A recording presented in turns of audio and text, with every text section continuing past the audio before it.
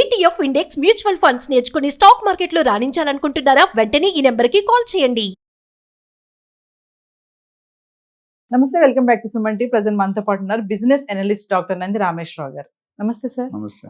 Sir, చాలా మందికి ఒక డౌట్ ఏంటంటే సొంత ఇల్లు కొనుక్కోవాలని ఒక కళ అయితే ఉంటుంది, కానీ రెంట్ ఉండే వాళ్ళు ఎక్కువ మంది ఉంటారు. వీళ్ళకి ఒక ఆలోచన ఏంటంటే ఈ రెంట్ కట్టే డబ్బుల్ని సొంత ఇల్లు కొనుక్కొని ఆ డబ్బుల్ని ఈఎంఐగా మార్చుకోవచ్చు కదా అని ఆలోచిస్తారు, కానీ ధైర్యం చేయలేరు. రెంట్గా ఉండడం మంచిది అంటారా?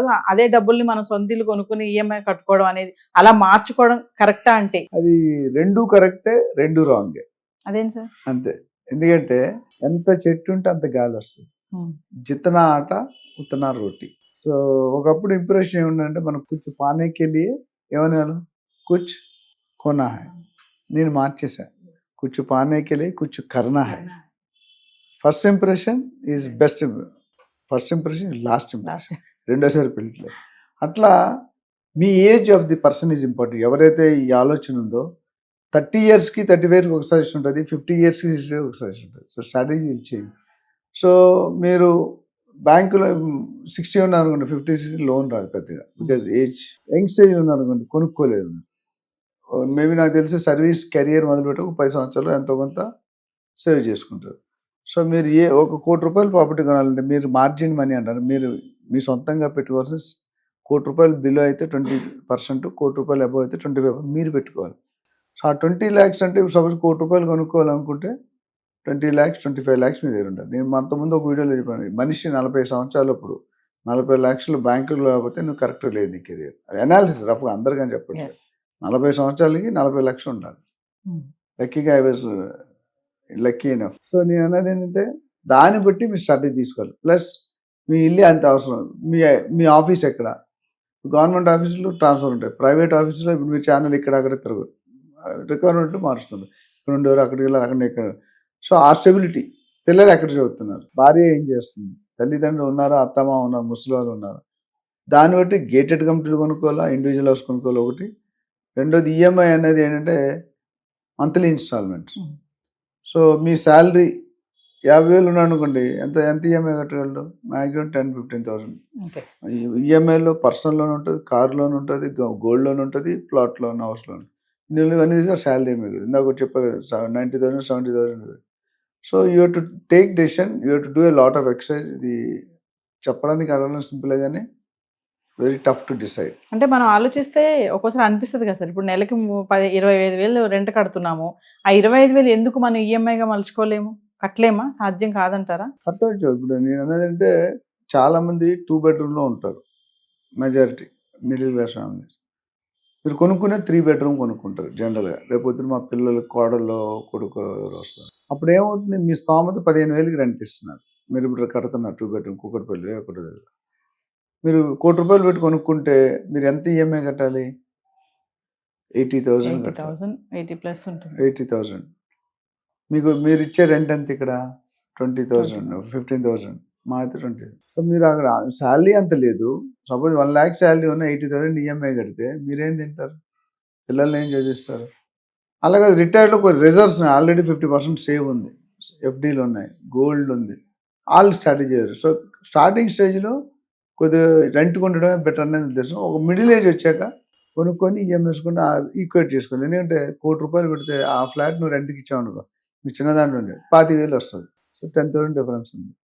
సో అదే అసలు ఫ్లాట్ కొనుక్కుంటే ప్లాట్లో పెట్టుకుంటే డిఫరెంట్ సినారియో. ఇక్కడ ఏంటంటే నేను చెప్పిన పాయింట్, వైఫ్ ఎక్కడ వర్క్ చేస్తున్నారు, పిల్లలు ఎక్కడ చదువుతున్నారు, మీ శాలరీ ఎంత, మీ ఏజ్ ఎంత, ఎన్ని రోజులు ఉంటారు అక్కడ, దాని మీద. ఇప్పుడు కొనేసుకున్నారు అనుకోండి, మీరు ఉప్పల్లో కొనుక్కున్నారు, మీ జాబ్ వేసి తెల్లాపూర్లు వేసాడు, యూ కాంట్ డూ.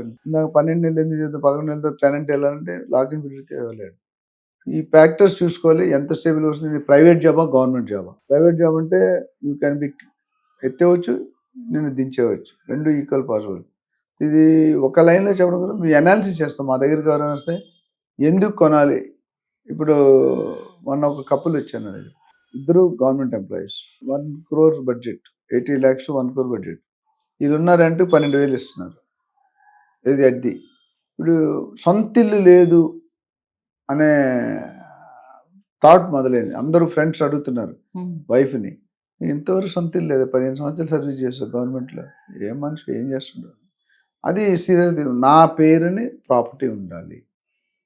ఇక్కడ 12,000 15,000 కట్టే బదులు నువ్వు ₹1,00,00,000 పెట్టి కొనుక్కుంటే ఎంత వస్తుంది చెప్పారు, రిటర్న్ 2 to 3%. అది అవసరం లేదంటే పబ్లిక్ కోసం కొనుక్కుంటాం, నీ కోసం కొనుక్కుంటాం. We are happy with 2 bedroom which is very close to your office. కొనుక్కోవాలంటే ₹1,00,00,000, అసలు ₹1,00,00,000 కూడా జరగదు, మినిమం ₹1,00,00,000 అంటున్నాం. అలాంటప్పుడు నేను ఏం చేస్తానంటే, మీరు ఫ్లాట్ కొనుక్కోవద్దు, ఇప్పుడు అది కొనుక్కునేది రెంట్కి ఇవ్వడానికి, ఆ ప్రాపర్టీ ఉందని సాటిస్ఫాక్షన్ తప్ప రెంట్కి ఇవ్వడానికి. ఒకవేళ వీళ్ళు వెళ్ళిపోయారు అనుకోండి, అది డిఫరెంట్ స్టోరీ. నేనేం చెప్పానంటే అడ్వైజ్లో, ఇప్పుడు ఈ టైంలో మీరు మిడ్ ఏజ్లో ఉన్నారు, ఇంకా 15 years సర్వీస్ ఉంది, సమ్వేర్ దే ఆర్ 40-45. సో మీరున్న ఇంట్లో ఉండి వేరే దగ్గర ఇన్వెస్ట్ చేసుకుంటే అది సంవత్సరానికి 20% వస్తుంది. ఇది 2-3% వస్తుంది, సంవత్సరం 20%. బెటర్. సో దాని తర్వాత మీ అవసరమైనప్పుడు ఎప్పుడు షిఫ్ట్ అవుతుంది, 5 సంవత్సరాలు మా పిల్లలు పెద్ద అయ్యి షిఫ్ట్ చేస్తున్నాను, పిల్లలు స్కూల్ గోయింగ్ కిడ్స్, అక్కడ సినారియో మారిపోతుంది. సో రెంట్ ఇవ్వడం అనేది ఒక స్టేజ్లో కరెక్ట్, ఈఎంఐ పెట్టి కొనుక్కోవడం అనేది ఒక స్టేజ్లో కరెక్ట్. సపోజ్ రేపు ప్రాజెక్ట్ డిలే అయింది, ఈ రెంట్ కట్టాలి, ఈఎంఐ కట్టాలి 2 years. ఇప్పుడు ఇక్కడ రెంట్ అయితే కట్టాలి, అది రెడీ కాలే, 2 years అన్నాడు, 5 years దాకా ఇవ్వలే. So you to pay double. అక్కడ బ్యాంక్ ఆల్రెడీ ఈఎంఐ కడుతున్నాం, మళ్ళీ ఇక్కడ రెంట్ కట్టాలి, డబుల్ స్పిన్ అటాక్. ఇలాంటి సిచ్యువేషన్లో మీకు ఏది ఐడియల్, సిటీలో ఉండాలా, దూరంగా ఉండాలా? ఇప్పుడు ఇండస్ట్రీస్ అన్నీ కూడా మార్కెట్లో కొత్త కొనాలంటే 50 kilometers దూరం వెళ్ళాలి, 10 kilometers 5 kilometers ఇక్కడ కొనలేము. బంజారా, జూబ్లీ, హైటెక్ సిటీ మనం కొనే సందర్భం లేదు.